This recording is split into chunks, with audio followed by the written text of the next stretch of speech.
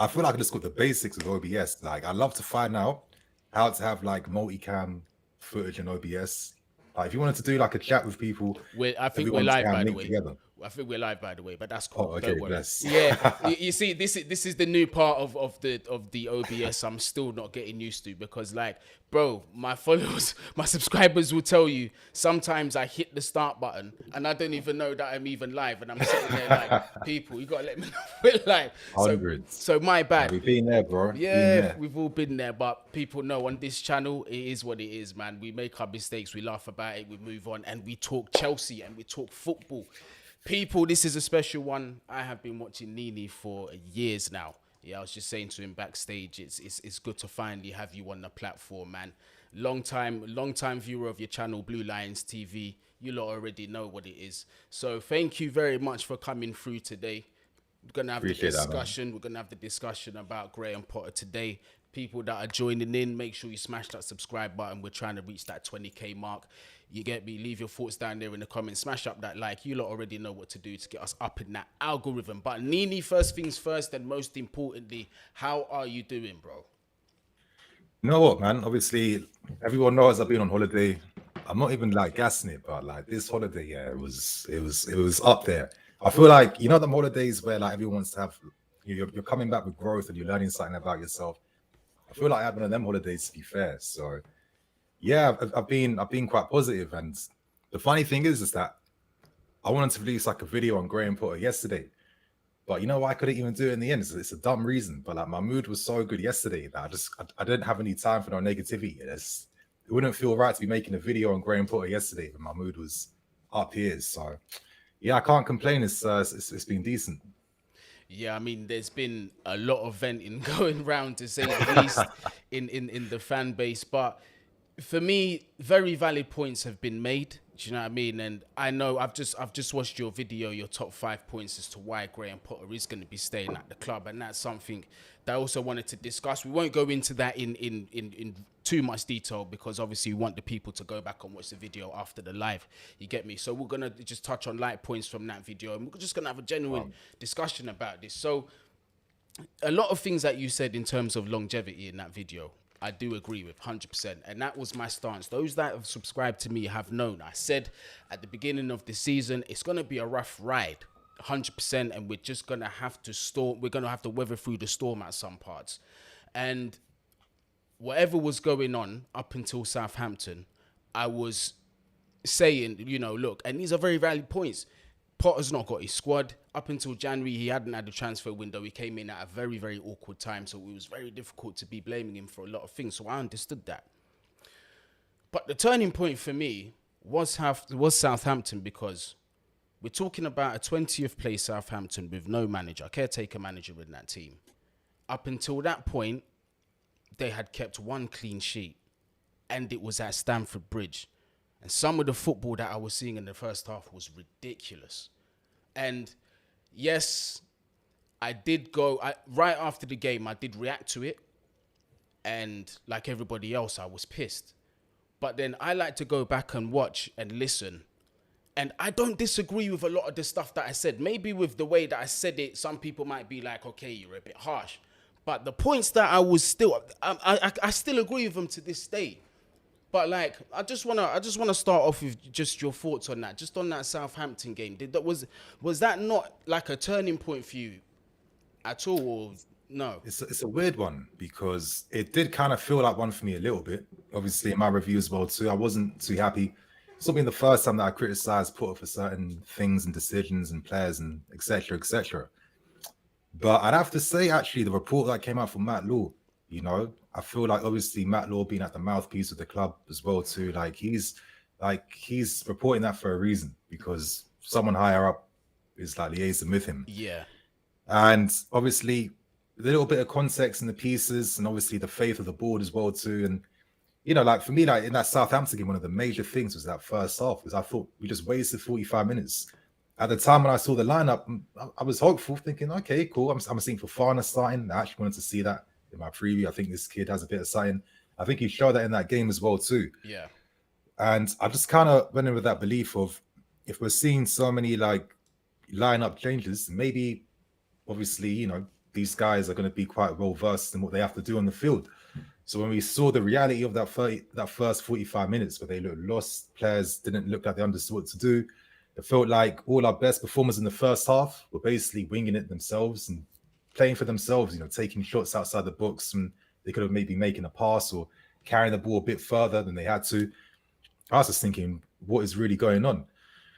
But then obviously when it comes out that, okay, maybe, Rhys James can't play because the guy just came back, and I got flashbacks going back to the start of this year when he got injured in the first 60 minutes. It's like, okay, we know how bad it is without Rhys James. I can't see this guy out of the team due to injury for a few months. That can't happen.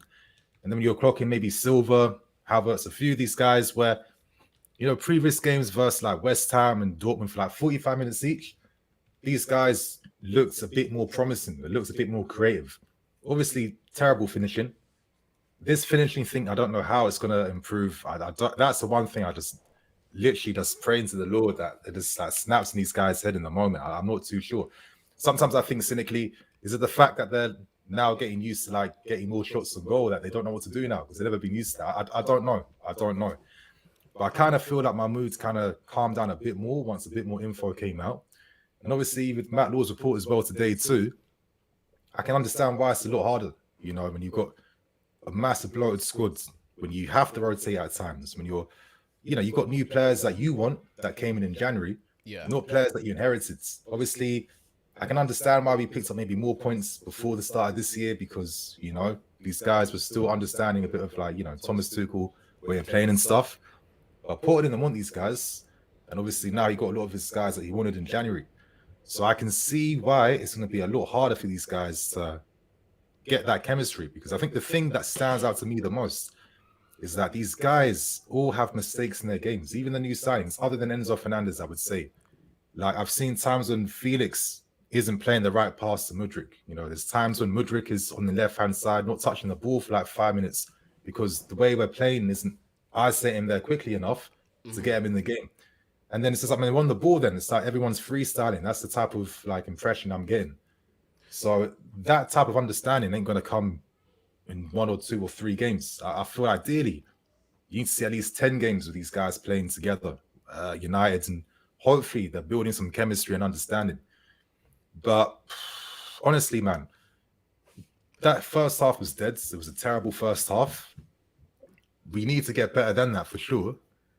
But I feel like now reality of this season is starting to creep in where it's just like, maybe this is like the negatives you get from doing a rebuild during a season. Because I've never seen something like this watching football where, a club not only has the resources, but, you've got new staff, new players coming in, new signings, new everything, new medical team. That's a lot of change happening in a short amount of time. It's not like other seasons where you're balancing it out for like 1 or 2 seasons. Bali and Egbali are like, nah, we're doing everything right now this season, because one thing I try to reiterate a lot, because we need to clock these guys as businessmen at the end of the day. They can't take out dividends for 10 years. They're banking on the fact that they turn us into like a long-term successful club, then they can start to make money from. That's what these guys in the business are doing. So I understand why, because they're thinking long-term, because they have to, because they can't do anything now. They can't sell the club in the next 10 years. Roman Abramovich made sure that if you're buying from me, I need to make sure you're looking after my baby. And that's what these guys are here to do. And that's why they were picked out of all the other candidates that was looking to buy the club. So my way of thinking now is maybe I need to accept the reality and not have my expectations too high, because there's a lot happening in a short amount of time. And I've never seen any club since I've been watching football that's been in this situation that's made it work. And there's better guys like Klopp and Pep and better managers than Potter who've not been in like this. They've had similarities. It's not quite been the same. And even they've struggled to like win a trophy or to climb up the table on their first season. So if better guys can struggle with like half the, the stresses of like a club rebuilds, then I kind of feel like, maybe I need to stop being as super critical right now, because realistically, we're probably going to lose a few more games before this year ends, right? We're probably not going to get Champions League football. It's just like I'm accepting the reality of what this season's going to be about now. But then you see, But you see, look, I'm gonna wheel it a little bit and just go back to the beginning of the game, because for me there were several decisions that were very naive, if I'm being honest, and I didn't really, unless there was something about these players that I didn't know about or that we didn't know about. I felt like, considering the circumstance that we're in, we're in no luxury to be resting any of our top players. No Thiago Silva, our best centre back at the club, one of the best in my opinion to play at Chelsea. Love the man. Rhys James, I didn't hear any news if he was injured. Now with Rhys, yeah, I always panic when he's on the pitch because of his record recently in it. That's the case. Yeah. But then you could see other things on the pitch as well. It's like if Zakaria has been on the bench for the past several games and he hasn't played, yes, I get he might be a little rusty, but that's the best natural available balance that we've got for Enzo Fernandez. Yeah. Why are we not going with these pairings here? And why are we using Mason Mount as a false nine? And I'm not even trying to take a shot at the brother, because in the last several videos, one thing I didn't do, I absolved the players for the first time in a long time. I have not said nothing about the players, because for me, from a tactical perspective, it was very naive from the start. And I just feel we're chasing points. We're sitting in 10th place. We've got 2 wins in 14 at that point before we played the game. Why are we resting key players? What sense does this make, Graham? And that was the first thing. Yeah. I feel like that's what I mean by the report. Obviously, the report says the medical team advised Porter, listen, we're doing the medical reports, we're doing the fitness reports on all these stars. The data's showing that these 5 guys, if they're like overloaded and overstressed, potentially could be susceptible to breaking down. And like, I've got flashbacks from reading that. Every flashback of every unnecessary injury over the past few years just came flooding in my mind. I'm looking at Kante, who's been a long-time sufferer of that. Even Mateo Kovacic, Rhys James. When these key guys have left us, it leaves a massive hole in this team. And I kind of feel like if this season's a massive write-off, the last thing we need to have is more guys picking up long-term injuries, bringing down the balance even more, when the key thing right now is getting as many fit guys as possible to get them playing together, to get them working. Obviously, your point on Zakaria, you know, I definitely, I agree. But at the same time, I didn't think Cover was awful against Southampton. He did a few decent things in that game. And if you were to put a poll on Twitter saying who would you rather see partnering Enzo, a lot of men are going to be saying Mateo Kovacic alongside him. So I feel like it's one of those weird ones where even if we saw the perfect lineup we wanted to see, I think that all gets undermined because we haven't played enough games together. Like, they haven't understood each other's game. They're not getting the attacking patterns right. And this article did stress Bowley Agbali in the training ground, that they're monitoring things. They're getting the club analysts, independent analysts, to monitor what the performance of training, because these guys are all about the data now. That's like one of the key things they brought to the club. Data. That's not just for signings. That's for assessing anything and everything at this club right now. So obviously, in the long term, regardless of Potter's here or not, this data stuff's going to help us. And I think, number one, if it's going to be important for, stopping silly injuries coming to players, because, so many players over the years have been rushed back and affected to our detriment in the long term. I kind of feel, again, this is a part of the growing pains right now where, I even had to watch that game again. And we looked better in the second half because obviously we're more desperate, and obviously more players who were playing together were also there. But just to add to your final point, though, I've been looking at a lot of like Mason Mount false nine. I don't know if my memory of the game is poor, but I didn't remember him playing false nine. I saw Fofana up front, then play to the left. I saw João Felix up front, and I saw Kai come on second half. In this second half, Mace was taking up positions several. Well, I saw him take up one header that kind of brushed over his head. He got in the right position, but he was just too much under the ball. There was that, and several times I saw him as that final guy, as the final outlet. I'd seen him in that game. So, but even for me, I could be wrong here, because several times I've watched and I've thought one thing and it's actually another case. Do you know what I mean? But to me, that's what I got from watching. Whether I'm right or wrong, I don't know. I think I get you now. Yeah. So that's the but impression I think that was I got. a game circumstance. Like, okay, we need to, we're desperate to get a goal. Like, even the games that we've been seeing, like Koulibaly moving up front versus Dortmund, and like the defender getting inside the box, it's just like, listen, we're not gonna play football to get a goal now. We're kind of hoping and praying and crossing in the books and hoping someone gets in the end of it. So I can see why Mason Mount, obviously we need guys in the books. So, but I don't think that was him playing up front as like a striker like that. I think the last time I saw Mount play false nine was against Spurs when we beat them under Tuchel, when it was him and Hudson-Odoi and Rhys James just having that sick synergy together in that game. But yeah, again, this is like the growing pains of what we're going through right now, in my opinion. I feel like even if we see a complete lineup, the fact that these guys haven't kicked ball enough together and they still need to work on them patterns and them plays and what to do on and off the ball, that's like the thing that ideally you're hoping you're doing during the pre-season or something, you know, not like during January where these guys are probably still living in hotels at the moment. They've got no like proper yards, no like proper settlement. They've been in the country for less than a month as well too. Like obviously the players are humans, so you need that stability to be able to make sure you can be fully optimized at what you're doing, right? Like fully optimized, fully focused on the football X, Y, Z. Obviously, the question is Porter the guy that can find a way to make it work? I've got a lot of question marks on that right now, for sure. And honestly, sorry, I don't mean to cut you off. And honestly, that was gonna be one of my next questions. Was look, once again, I emphasize, and everyone in my chat can attest to this, I am very much for a long-term plan. I've held on this long with my staunch belief that I'm still with the long-term plan. But we've now come to a case where when we're losing these games, we now have to start asking very real questions. I've got to ask you, where do you see our next win coming from based on this form? 3 points, not even a draw. I'm asking for 3 points because that's all we can afford right now. We're not at the promised land, big man. 40 points ain't been touched yet.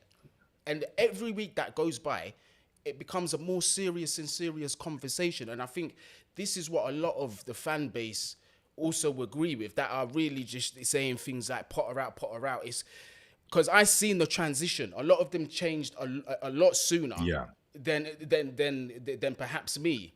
But the belief of a long-term project, I believe the general consensus is there. But it's about navigating through this storm and getting out of the end of it.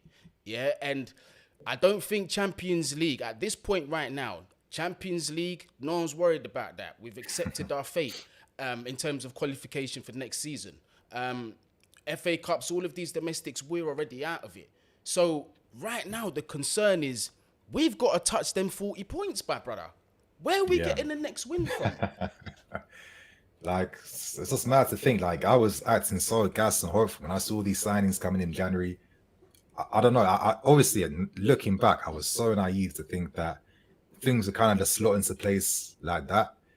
And it's like, this is why now I feel like I've definitely been humbled by this season. Like, for me, every season, there's something I'm learning about football, the game, or, you know, management, or just how things are operating. And obviously, I think this season in particular has really humbled me because you can sign the best players around. If there's no proper setup for these guys to play in, to work in, and if there's no time for these guys to understand how to run the system, how to play, it means absolutely nothing. And this is the thing on Porter where, you know, I'll be honest, I don't have any definitive ideas. I'm not going to sit here and be like, I've got pure blind faith. I don't think I've even been communicating that, to be fair, because you can only have faith based on the results we're seeing, right? That's just common sense. Yeah.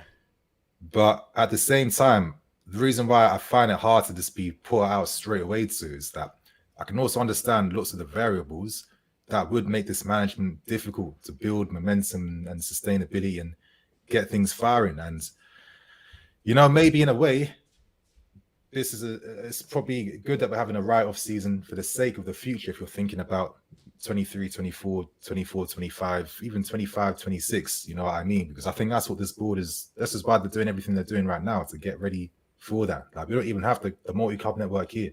But when we get that first, if we can get the Bordeaux signed up or something, it's going to be a different story, and you know what I mean, in the future. But obviously, Porter has to find a way to get there. So I agree that because the season's a write-off and all the money that's spent, and listen, if I'm a businessman, there's no way I'm sacking him tomorrow or after the Spurs game, after the Dortmund game, after all the money I spent on him, FFP regulations and stuff like that. And most importantly, where, like, I don't even know if these guys are even looking at alternatives behind the scenes. Maybe they probably are. maybe in the next few weeks, we might start getting small little stories coming out about this manager being looked at, that manager being looked at. The thing is, Barley and Nick Barley, they're going to make sure the next guy who comes in that's going to be a full report that's involving the transfer team, like Winston Lee, Vivel, data analysts. They're going to make sure that this is properly the right guy. But I just think right now, for me, there's too much happening at the same time that logically, I can see why it's going to cause difficulties for me to just be like, put it out right now. So we can only hope we improve as this team, as the season goes on, for sure. Who knows? Let's pray. Spurs, Dortmund, that can be some next remontada that happens, and then hopefully things look up. But even if we were to beat them two teams, we're probably still going to lose a few more games or just draw stupid amounts of games. So it's a weird one for me. It's a weird one for me being in this this limbo state, right, of not really knowing what's going to happen in the future. Yeah. But for me, my only thing is I'm just trusting Bowley and Barley, to be fair. I actually have a lot of faith in these guys, what they've done with LA Dodgers, their sporting pedigree, how they move, how they operate. These guys aren't jokes. These are serious guys. So if they feel that, okay, we need ourselves to see a little bit more to decide what's going to happen, I got to trust these guys right now, because I'm not going to be sitting here giving people the answers of back Porter is going to turn around. I haven't said that the entire season. I don't know right now. I'm gonna get through some of the comments. Just see what the peoples are saying. Rhys Bay, thank you for the super chat. We were rubbish. Well, we were crap before these new players joined us. This squad before or after January is much better than what he's getting out of them. I hear it, because look, there's still the bedding in process. But for me, again, it came down to Southampton. But I'm not gonna just keep rehashing what I said. I've already said what I've got to say on the matter. But I'm just It's a funny place that we're in, and there's been some tweets that have come out about Matt Law has said a few things about the whole situation with Graham Potter and the ownership, and like you said, he does give an insight. He is one of the mouthpieces that is fed information. But last 21 games, 4 wins this is a disgrace. Guni, touch on Potter's ego and delusion in his quotes like you did on All You Can Eat Chelsea. That was a crucial moment when he lost the fans. So I think he's referring to when he said, a lot of people are looking at me for the blame. I don't think I should be blamed. Well, when we're considering in isolation that we're talking about this Southampton game, because that's what the press conference is for, how in your right mind can you come away from that and not take any kind of responsibility for that result?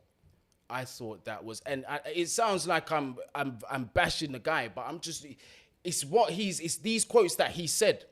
These are his own words. Obviously, what I'm saying is paraphrasing, but it's very much along the lines of what was said. But how do you not take responsibility for that, though? Because you see, with Tuchel, he got so many things wrong. It got to an end where I was losing patience with him. I'll be real. But one thing that he did do, he did come out and say, do you know what, people? It's my fault, my bad. You get me? But he's not doing this. I mean, I definitely get what you're saying. Obviously, I remember in the quotes that he was mentioning at the end, obviously, I still need to hold myself accountable to the fans as well, for sure. But I feel like the situation right now, just a bit of positivity in terms of results and stuff is going to be hopefully the key thing to try and get things going again right now. Obviously, when it's bad form, there's negative energy everywhere, right? You're going to get some negativity from the manager. You might not be looking to take accountability for certain things, for sure. Like, these guys aren't going to be happy that they're not winning, not getting results. And again, it's another game now. There's going to be more pressure, more of a pile on, more doubts, more conversations. I can get why you might be a bit of move like a bit of a dickhead in that situation, for sure. He's a human, but again, we're all just hoping that this guy's doing overtime right now, working with the right people, the right coaches to try and find solutions to get us working. And it's an interesting one. Obviously, I'm in two crossroads myself now. It's like, do we continue on trying to use the season as a write-off to try and develop some ideas, or do we consider now trying to go back to basics a little bit more? We got a good defensive records, actually one of the top defensive records in the league, which is one of the surprising things about the data. Do we use that to our strength? Do we drop the lines back, counter attack, defend, and play on the break? Because I was thinking, at least this way, you can stop the negativity in the squad, because this is football, yeah? The more losses you get, the more pressure is on everyone, the more disharmony you get in the squad. If you've got a squad that's bloated as it is already, probably the last thing you need is for guys out the team thinking, hold on, all these new guys who signed aren't improving the team. What's going on here? And then this is adding another drama and adding more negativity, and then everything's spiraling. So again, I don't have the definitive answers at all in this situation. I'm not going to say I do. But there could be some logic now to thinking, let's try and reunite, drop the lines, counter-attack, and focus on maybe getting points right now for the present. Use pre-season as an opportunity to start developing ideas tactically as well too, where it's pressure-free, plenty of time to work. You're going to be doing training camps abroad as well too. There'll be plenty of time for not only the new signings, but the Gustos and Nkunkus for next summer to be coming in day one, working together. Because at least if you're prioritizing the wins right now, these new signings need to understand what the Prem's about. The Premier League isn't the Liga NOS, you know, it's not the Bundesliga. It's not any of these, it's not La Liga. It's a lot harder to get points because the teams from top to bottom are a lot better on average compared to other teams across Europe. Yeah, anyone can beat anyone in the Prem. Anyone can beat anyone. So it's just like respecting the competition and knowing, okay, wins is important because one, these guys acclimatize to the Premier League. They learn what it's really about and they learn how to win as a team because these guys haven't won a game yet together. So I don't know. I feel like that could be something just to help at least bring the fans back on side a little bit, just to try and ease the tensions. And then you're tactically deciding, okay, let's now work on this football thing literally in the summer when there's no pressure and there's plenty of time. Well, the quotes that are coming out from the club, obviously yesterday the silence was almost deafening on the social medias, but I think that was more to do with the fact that the atmosphere was just so toxic that anything that they would have put out, they just would have just destroyed. So I think it's just down to the case. But today we're starting to get a little bit of news, and this one I'm quoting from CFC Pice, and it's saying a senior Chelsea source, and he's quoting Matt Law. A senior Chelsea source says, of course, losing at home to Southampton was unacceptable, but this is a painful rebuild and it's bigger than one result or a bad run. He also said Graham has shown he's a team player and not just looking out for himself. Now, the first bit where he's talking about the painful rebuild, yes, beginning of the season, some of us anticipated this, bigger than one result or a bad run. I get that, but has context really been taken into this? Because it's not just one result. And this bad run has been going on for a while. So at what point is it when even these sources, they're even shirking responsibility from what I'm hearing? But I understand it's to back your man. It's to back your gaffer, make him feel like he's wanted at the club. But I don't know. I got a different perspective because one of the most egregious moments of a manager, because here's the thing, managers got their own reps and careers to look after themselves. I remember when Kante was just coming back. I mean, Sarri used him for a full 90 minutes during the Europa Cup final, even though we were leading substantially before the game finished. And it's just like, I understand why Sarri didn't care about Kante like that, because I think he always made his mind up that he'd be leaving at the end of the season. And obviously, he got Juve, and he probably got Juve because he won the Europa League with us beating Arsenal convincingly. You know, managers do this a lot because, again, when they're under pressure, it's easier then to look after yourself and your career. So we've seen it ourselves. Kante, non-stop injuries, Lampard rushing guys back all the time as well too. Tuchel a few times, not all the time, but when he had to. Potter could have done the same thing yesterday and risked that, thinking, okay, I've got all this pressure on me. My big boys playing together will make the system work more, and there's more sustainability that way. So I do think it's good that Porter's showing, okay, listen, medical team, data team, I'm going to listen to you. Because we've read millions of reports of guys, you know, years after they've left the club talking about how certain things was running behind the scenes and how certain managers weren't listening or XYZ. So I'm definitely going to be on board with something like that. And I think, you know, if Porter can turn things around, little details like that about him can make him more effective. And I think that's why the boards do like someone like that. But yeah, I feel like right now when the pressure's on, this is, you know, this can really show you what a manager's really about, yeah. Because if you deep it, how many managers really get optimum ideal settings to work in? Realistically, you know, like you got a full squad, you know, all your top players are in the team at the same time, maybe a few signings you like that's adding to the team.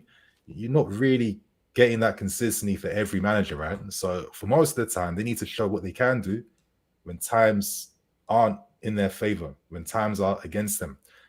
And I feel like this is where you need to show more like variation about you. You know, this is where you need to show, okay, I'm here for the philosophy, but I'm also here to win as well too.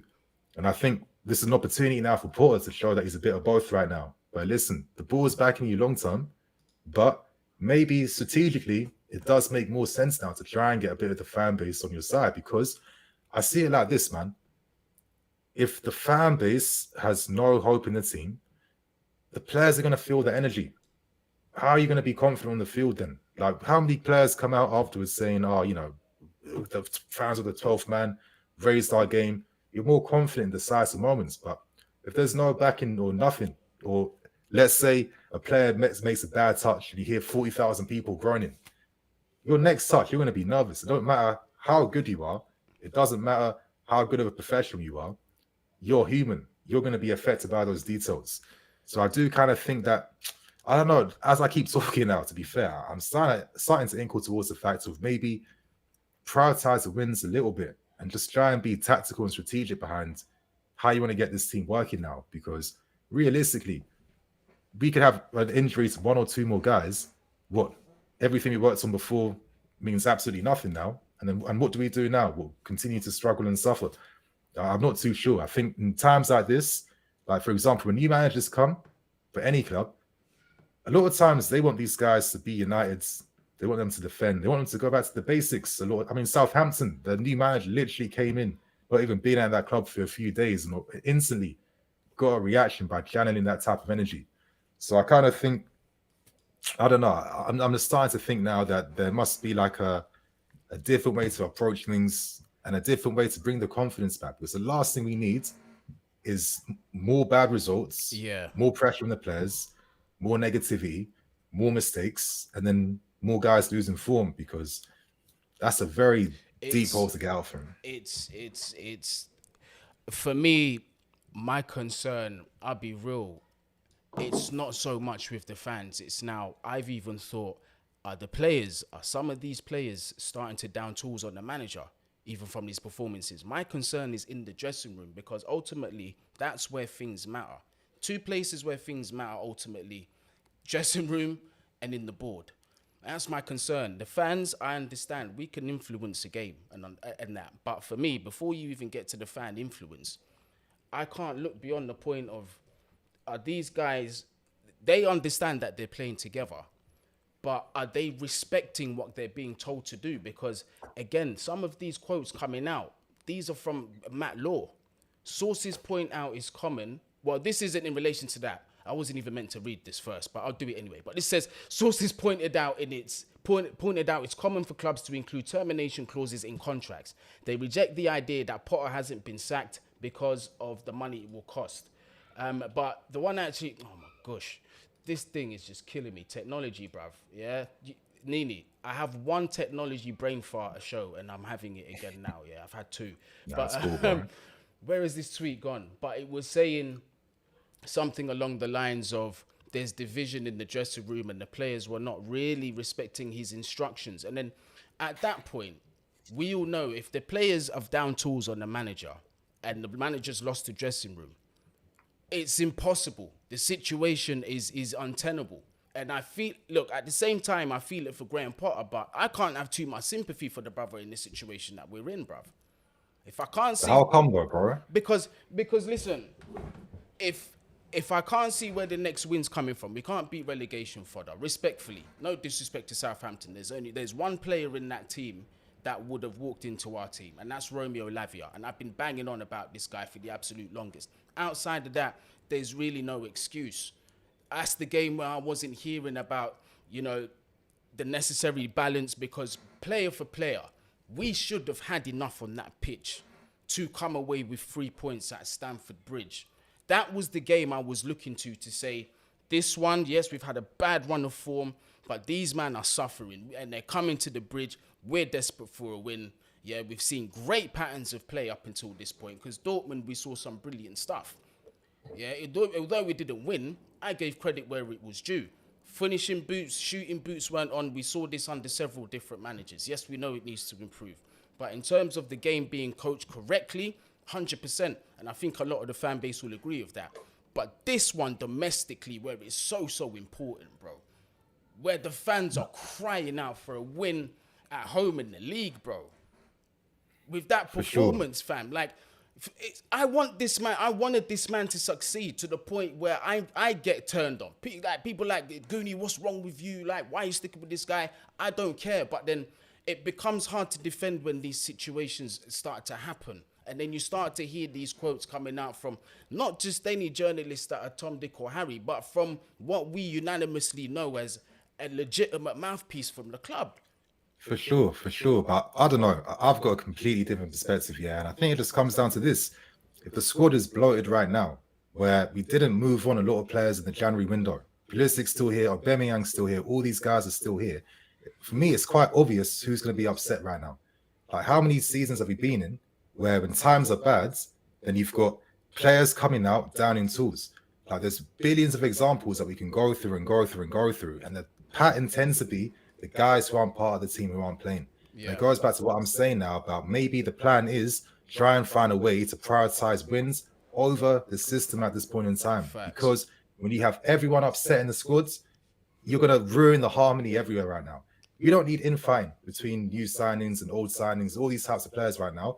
But Porter can't do nothing about that. That's up to others to run that. Like, he wasn't stopping Ziyech from moving to Paris Saint-Germain. That was us having to get Enzo Fernandez. So, like, for me, I just can't support 100% fully proper critical language where it's just like Porter needs to find a solution in impossible situations, because this is not a simple situation right now. A lot of people want to make it out to be, but it isn't. And if I ask, what's an example of other clubs being in a similar situation, making things happen? No one can give an example, because this is not normal. So I understand the annoyance. I get pissed when we lose. I get pissed when certain mistakes are made, but it's just not as simple as thinking that 1 or 2 tweaks is going to bring team understanding together, because, bro, it just don't work like that at this level. If these guys are literally playing for the first time after signing in January as well too. Yeah. And then some of these guys aren't even in the team. They're playing with other guys that are just returning back in the team. I mean, Badiashile and Koulibaly, it's the first time they play together in a game. Like, Badiashile been playing alongside Silva. Again, but that's what I mean. But that's something that's something that I would be looking at Potter for. It's like, why? And in terms of when you look at why? But Koulibaly played well versus Dortmund. So like, the manager needs to have some faith. Yeah, that much as well. Yeah, that much I'll agree. But this is a must-win. Surely you field your strongest team. And your strongest that's the fans. That's the fans saying it's must-win. Every game's a must-win. We can use that argument for the next game, next week against Dortmund. We're going to continue to hear every game's a must-win. Like, I understand, and I'm annoyed, but right now, I'm just starting to understand. Me personally, I'm not speaking for no one else. Mm-hmm. I'm only speaking for myself. I'm starting to understand it's a very hard situation. And I just think distilling things down to 1 or 2 things that needs to be done is not going to work. Like, I just don't see it happening like that. I just don't see it happening, because it doesn't matter how good these guys are on the field. If they don't have enough time of playing together, understanding each other's movements and patterns, I mean, bro, they're all the best football teams we see. I agree. You can close your eyes. They can play a pass to the right because they know that guy's going to be there. Yeah. But then if you got Aspilicueta there because he has to play because Rhys James is there, all the chemistry doesn't make sense the same way anymore. Details like that. So this is why I can't be super, super critical. I can be disappointed for sure, but I feel like people want impossible things to happen in a short amount of time, and yeah, I just don't really know what to say to that. To be fair, man. We got Spurs away next, and that's one game I'm looking. Again, I mean, we're in a situation like you said. In every context, it's a must win. You're right about that, but we're in that red zone in the terms of must win. But Spurs, you see, the thing is, and a lot of people might not agree with me here, is the Spurs game, regardless of everything that's happened up until that point, we know form goes out the window for that. Traditionally, we turn up against Spurs. Do you feel optimistic about getting the result against them? Because look, if we went to White Hart Lane and we got a point, right? I'm not saying I'd even be overjoyed about that, but I'd understand circumstances considered. But do you feel that we can go there and turn things around? And if we did get a positive result there, maybe things might start to change. I mean, bro, like I said, I'm not a mind reader. Or has the damage? Or do you feel that? Sorry, or do you feel the damage has been done by this point? Sorry, I've meant to add that on. Yeah, I get it for sure. But it's again, I'm not a mind reader. I can't be predicting what's going to happen. I'd like to think that the lineup, similar to what I saw versus West Ham and Dortmund, will be the same lineup versus Tottenham. Hopefully, the hope rises a bit more. But at the end of the day, the detail that needs to be accepted is that this is a Conte team that's been with Spurs for what, 2 seasons now, compared to a Porter team where 8 guys just came in a few weeks ago. Like, this is what I mean by the expectation right now, where I've been watching football for too long over my life right now, where it's just like these things have happened before. This is nothing new. We can cast our minds back to the 15-16 season. Everyone was still demanding and accepting, okay, this is a must-win game. We have to come back. We have to do this. In the end, it was nada. But what happened the following year? We didn't get no Champions League football. Yeah. Antonio Conte came in, pre-season working with these man. Won the league. And then we won the league. The last time we won the league because we had a game every week we could prepare for. And that's what brought us up a bit before things came back down again. Yeah. And for me, this is where the conversation really is now, because we can keep having these like super high demands right now for a team that realistically just is not there yet. It don't matter about the quality. Don't matter about how much these guys cost, what they're doing. The thing working against us right now is time. We don't have the time right now to get everything fully functioning and firing. So to have this level of like expectation, the only way we can really fulfill that is if we ignore the system and start playing to win. That is what I keep trying to reiterate. If we see that versus Spurs, that will be interesting. Yeah. But maybe we might not see that. Maybe Potter's thinking, okay, after that Dortmund performance, these main guys are a bit better now compared to that game. Let's see what happens. This is why it's difficult predicting things. But I'm only going to go off the reaction I'm getting from the players and the board right now. With an article that came out of this today, if times was bad, it would be a completely different article. Why are Barley and Co going to lie and make things up? They don't have to do that. I've read so many dead arguments, like people saying, "Oh, because they're American, they have to." Bro, yeah, I don't like when they do that. I don't like bro. when they do that. You see, when the whole because they're American thing comes in, I don't like that. It's just dumb. Maybe because I take it personal because my kids are also American, but it doesn't mean anything. Do you know what I'm saying? So it means nothing. That's what I mean. That's why I get pissed off with some of these dead arguments, because people just revert to cliche points and there's some stereotypical nonsense that just doesn't apply. Doesn't make sense. And you're setting yourself up for failure right now. Sometimes you have to assess what is happening around you and have a little bit of fucking faith sometimes, you know? Like, if we didn't sign Enzo or Felix and all these guys, I'd be a lot less hopeful because things be looking horrendous right now. But this season isn't about trying to win things. We go in the contracts when we sign these players, there's a reason why they will earn less money if we don't get Champions League football. Yeah, it's the long-term vision. Exactly. So for me, bro, I've been watching this team for my whole life, and I've seen us come up, plummet after every successful season. It's a shit season afterwards. We want it to end. This is not sustainable, bro. Yeah, we want it to be sustainable. And it's a thing where it's like one of the things you said in your video. I haven't touched too much on it, so I can use this bit. So one of those things that you did say in the video that I did agree with is that Man City did have the time to build a structure. Yes, they got one of the best generational managers in our lifetime of football to oversee that project. But still, it did take time. It's not enough to just do it on the pitch, because if you're not successful off the pitch now, you're going to get left behind. For example, this is one of the things I say to the Arsenal fans. If you do win the league this season, yeah, do you want to keep winning it? Because the way you're behaving off the on the transfer market, it doesn't look like it. You're targeting João Felix, he's gone to Chelsea. You're targeting Mudryk, he's gone to Chelsea. Exactly. These are the things we couldn't want to stop sign these seeing. players before, bro. We could not sign these guys before. Yeah, these are the things we want to stop some seeing. perspective that have a little bit of faith. Not saying be delusional and think we're going to win every single game, but if we didn't see little details like this, then you can be angry. But when man are saying stupid comments like "get ready for the championship next season" and nonsense like that, like, bro, I can't talk to you. I can't talk to you like that. You're one of those emotional guys. The extreme side, it's a case of extremes on social. Yeah, that's what I mean. Like, you're going to be that extreme. You can't have a conversation with someone like that. Let them do their thing over there, and because realistically, they'll shut up when we start winning. That's what a lot of these fans are kind of like. And it's a bit boring right now, bro, because when I made that video today, some guys reading the comments thinking, you can't take your head out from thinking this defending Potter. I don't care about Potter.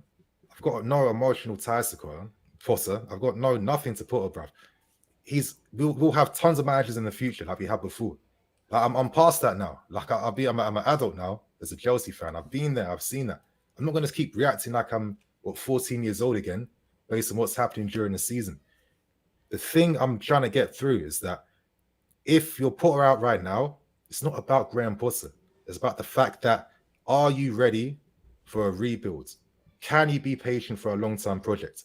Because here's the reality by everyone who's saying sack on the fucking market right now. There's a manager. There's nobody. There's no one. But you don't get no smart, intelligent rebuttals behind, okay, this guy can do that. No one has a clue. It's just pure reaction. And it's just like, have you not seen why we're in this fucking mess to begin with? Because we had no sustainable plan. After every good season, it was a fucking dip straight afterwards. I mean, Tuchel's not here for a reason, for God's sake. Like, do you want to keep being a club that's doing that, where you have to pay even more money just to get one little trophy, knowing that the next 2 seasons are going to be nothing? Like, this is what baffles me, to be fair, because how have you been a fan your whole life? And how are you not clocking that detail? So the thing is, it's not about Graham Potter, because as the board said, you'll get a pre-season. If nothing happens, he'll be out the door and they'll have a replacement ready for that. That's the most important thing. It doesn't matter about Graham Potter. Are you ready? Can you prepare yourself for the long term? Can you accept that and buy into that process? Because if you do, obviously you're going to get shit results that's going to come. Or you're just going to keep reacting after every single loss in a nothing season right now, but we've got nothing to play for realistically, and keep on crying and talking about stupid extremes like championship. Oh, we got no standards. That's all this basic shit that's really boring me right now, bro. Honestly, I keep reading these comments on social media and comments on my video and stuff. It's like, why are you even coming here to watch me? I hear you. And we're going to talk about all of that as well just before we wrap up. But I want to just give a thank you to Ben Highsmith. Big up Guni. Love the content. Ben, I hope everything is all good with you. Obviously, we do speak on the phone as well. So I don't know if you want me to bring up. So I'm just making sure everything's all right with you. Blessings to you and your family, bro. You already know what it is, man. Been a supporter of the channel from long time. But I did want to mention social media. Now, even in the chat from some of you guys, I understand the situation all round. We've all got to look at one thing here, yeah? When we ask Chelsea fans, every single one of us, is what we're doing and what we're saying, where is it coming from? Is it out of love for the club? Yes, blatantly.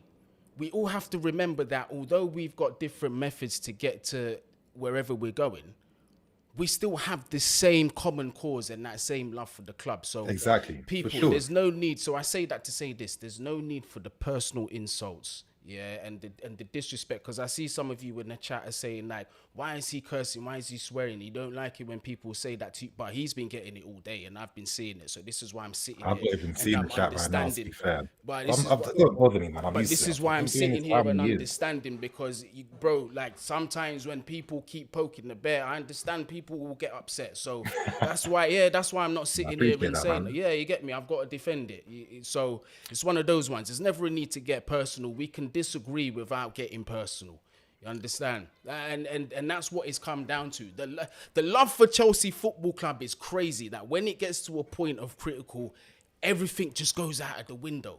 it's mad. Respect goes out of the window. Everything goes out of the window. We got to stop Happens all doing the that. time. But bro, like even on a personal one, yeah. Obviously, I've been. It's not the first time. Again, since I've been doing this for like what 6, nearly 7 years. I can't even remember right now. In that span, we've had highs and lows every single time, and Yeah, bro, you just get used to the discourse. Not gonna lie, yeah, like these same men who are angry now, they might not be angry next year, and it's yeah. It's everything's a true. clean slate again. So I'm used to that. That's why it doesn't really bother me that much, to be fair. But what this is the thing, the conversation I was saying earlier. This is what it boils down to for me. It feels like when you break down every argument from either side, yeah, from the guys who want to put it out because they want to start winning right now, and obviously you're investing your time and money into the game for sure, for sure. Yeah. That's not. No one's saying shut up. Your opinion's not worth it. Of course, it's valid. And the other side's full of people who have constantly seen us yo-yo.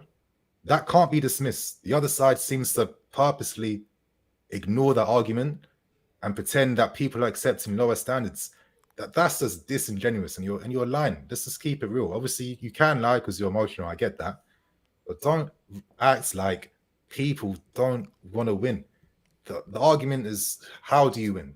Do you prioritize the short term, result, or do you build for the long term? And I say this, I think it's quite clear. I'm for the long term approach here because, as I've been saying, how many seasons have I seen us win a Champions League or win a league and then fall off the next season? Like, I can't keep seeing that anymore, man. Yeah. It's like what Yeah. you're building towards nothing. You're building towards nothing. And the overall message, and this is where we're all gonna unanimously agree, is going forward. We want sustainability. We want to either see one of two things. Yeah, we're gonna, after every win, we're capitalizing off these wins and strengthening and not neglecting the squad like we've seen previously. We want continual success, or we build a squad that is young enough where we don't have to constantly act in the transfer window. Either way, both of those things will take time. And again, just before we wrap up, I'm still very much, again, I agree with the long term, but it's just getting to it's getting to the end of the season is where I'm shitting bricks. Yeah. If I'm just gonna be black and white with you. And within that there, and in my fear, is why I want the manager gone. In terms of the other reasons, because you mentioned in terms of the long-term project, I agree with everything you said, because I've been shouting that from the rooftops from the beginning. The chat will tell me. It's just my concern. What I'm seeing, Potter, while you're Chelsea manager, of course I'm going to cheer you on. At the same time, I'm not going to be a hypocrite. I'm an emotional brother. When my Chelsea lose, I get upset. Everyone does it, but everyone has their levels. But we've got to see something before it gets down to extremes. For sure. Yeah. For sure. And all I'll say is the reason why I'm the long term is that the long term doesn't have to include Graham Potter. Like I said in my video today, obviously, because the mistake I make is that I've never really taken Twitter serious. And most of the time, my responses is just like a reaction to a tweet. I make videos. If you want to hear my opinion, you know you're going to get a good opinion on my video from both sides. On Twitter, I'm just reacting to tweets. I should probably stop doing that. I keep telling myself, listen, let me do the content accounting and get my own personal one. I can save myself a lot of grief because I know it's miscommunication. Yeah, I get that. Twitter's a wicked Decided place, to work man. upon for sure. But all I will say is this, though. The long term doesn't have to include Graham Potter. We're not buying these players specifically for Potter. We're buying these guys because they complement each other and other managers could fill that role in the future, yeah? But I think for me, the only reason why I cannot categorically say put it out right now is because of all the circumstances happening around him right now, where it's not simple ones. The new signings, the injuries, players into gelling, blooding. Like, these are football principles that cannot be ignored. Like, this is not FIFA. This is not football. Even on Football Manager, you couldn't do it, bro. You couldn't do it on Football Manager. It's not simple. This is why, because the season's a write-off, I think it's logical to see what he does in pre-season. If not, these guys will have someone new. That's why I see it being, because realistically, Porto could go next month. We'll have another stream talking about managers. Guys will say Mourinho, guys will say Poch. Guys are saying Flick as if he can even come in, like Germany aren't playing in the Euro. Yeah, it's just going to be another annoying conversation where no one knows what to do again. It's just repeating the same cycle. So right now in the dud season, might as well use it as a dud season, because in the future, put us in or out, I think we're still going to be good regardless, to be fair. Yep. And on that note, NiiNii, I'm going to let the peoples know what you've already got up on your channel and also what you've got coming up. Let them know. For sure. Obviously, yeah, if you guys want to check me out, Blue Lines TV, obviously, I'm very much about objective analysis. No matter what anyone says, really, that doesn't really bother me, because I know I put out some good stuff here. So I did a video today breaking down Matlow's article. If you want to hear some objective analysis, give that a tune. If not, live your life, my brother. You know what I mean? It doesn't bother me. So you guys already know by now. I'll be tuning in as usual, bro. Like I said, I've been watching you for years and I ain't stopped, mate. Yeah. And I do get a lot of good analysis from you. Some of, I've been introduced to certain players, certain young players through watching your content and keeping a closer eye. So definitely I'm grateful for some of the things that you've done for the community. Because again, it's like I've come away with learning from you. So I'll never ever deny that. I don't give a shit what people say. I'll always keep it real. People know this. So I always keep it 100%. No, I appreciate it. And like, one of the reasons why I do what I do, yeah, is because, bro, I'm lucky enough that this is a full-time job for me. That I can actually do this. So because it's a full-time job, I'm going to respect it. I'm going to invest myself into learning more football, reading tactical analysis, watching games. I've been watching a lot of Napoli this season. I absolutely love Napoli. I'd love to be a team like Napoli, not going to lie. If we could play like them, beautiful football right now. Come true to be. I hope I see that one day. But this is why I do what I do. I respect the audience, and I make sure I invest my time to make sure I'm giving out as best opinions as I can, because I'm trying to learn from everything. You know what I mean? Nah, I hear you. People, before we go, actually, Sasuke, thank you for the super chat. I almost forgot to read that. Man said Bowley out. Impossible. Yeah. Bowley out. Impossible. But Sasuke likes the banter, so I already know that he's not serious. Yeah. But yeah, people, as for me, I will be going live at some stage tomorrow. Look out for a pre-upload as well. A memory card came through the letterbox, people. Yeah. After I lost it. And bro, you know what's annoying, yeah? These cameras, you pay so much piece for it, and it's this small bit of inexpensive equipment, and you can't do nothing with it. Do you know what I mean? It could just ruin your whole thing just like that. Yeah, man. But people, big up everyone in the chat. Smash that like button. Leave your thoughts down there in the comments as well. You know I like to go through those. I respond to as many as possible. Sometimes there's so many comments I can't get back to all of you, but that's love, innit? Big up all of you. Big up to all the members them as well. If you want to support the channel, hit that join button. And yeah, hit that super thanks button. Those things go a long way. All of them, whether it's paid or not paid, we appreciate you here on the channel. Road to 20K. Let's make it happen.